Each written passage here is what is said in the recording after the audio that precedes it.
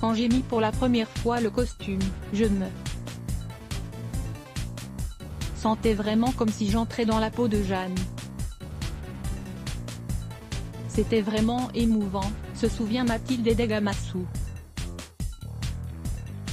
La lycéenne de 17 ans a été choisie parmi 250 candidates pour figurer Jeanne d'Arc, lors des traditionnelles fêtes joanniques d'Orléans, Loiret. Épée à la ceinture, étendard à la main, elle parade à cheval et en armure dans les rues de la cité, à l'occasion des célébrations annuelles de la victoire de l'illustre Pucelle sur les Anglais qui assiégeaient la ville en avril 1429. Ce choix du comité d'organisation a suscité sur les réseaux sociaux un déferlement de commentaires injurieux de la part des tenants de la droite identitaire, en raison des origines, béninoises par son père et polonaises par sa mère, de la jeune fille. Ce déluge d'attaques racistes a amené le procureur de la République à ouvrir une enquête préliminaire pour provocation publique à la discrimination et la haine raciale.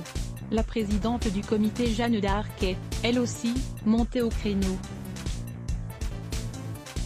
La jeune fille répond aux 4 critères de choix que nous nous sommes fixés: résider à Orléans depuis 10 ans, être scolarisée dans un lycée orléanais, être catholique et donner du temps aux autres, a-t-elle plaidé. Mathilde Edegamassou, quant à elle, n'en veut pas à ses détracteurs. Ce n'était qu'un petit bruit de fond, assure-t-elle.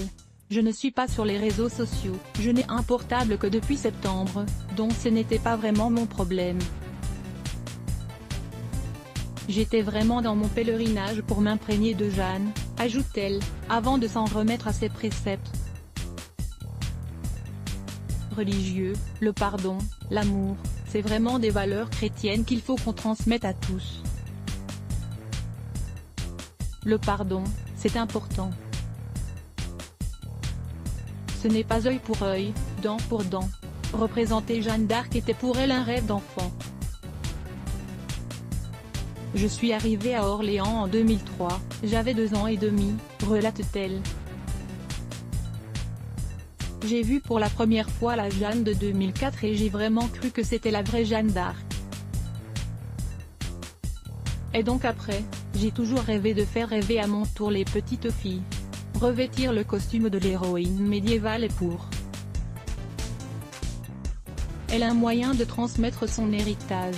On donne un visage à Jeanne, même si tous les ans c'est un visage différent.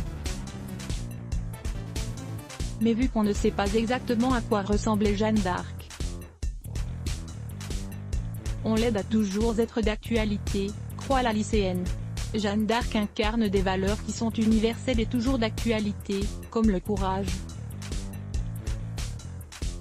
la piété, l'humilité, la persévérance dans l'adversité et l'audace de servir son pays et de lui être toujours loyal. À lire aussi: Sujets associés Histoire Orléans France Société Sciences.